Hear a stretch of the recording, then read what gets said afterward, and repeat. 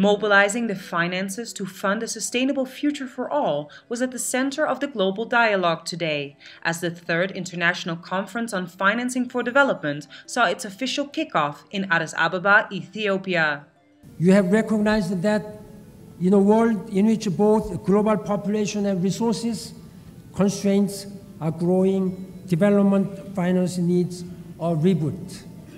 This conference is a starting point for a new era of cooperation and global partnership. The conference is a landmark event leading up to the implementation of the post-2015 development agenda, aiming to eradicate poverty and hunger and achieving sustainable and inclusive development. The challenge is not insurmountable.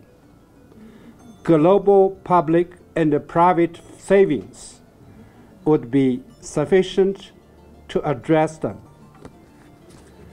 but only if financial resources are aligned with economic, social, and environmental priorities.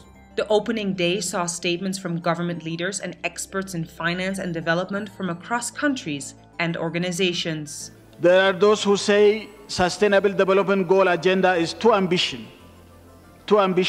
or too broad. I am not one of them. This is the right agenda for a world in transition. It is the right agenda for a world that has the power, for the first time in history, to wipe poverty out entirely. And the right agenda for a moment in history when our future on this planet is no longer certain unless we embark on a serious change of course.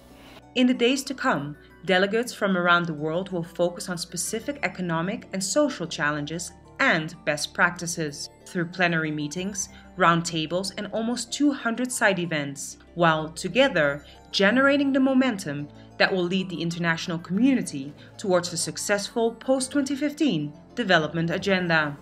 The year 2015 should mark history.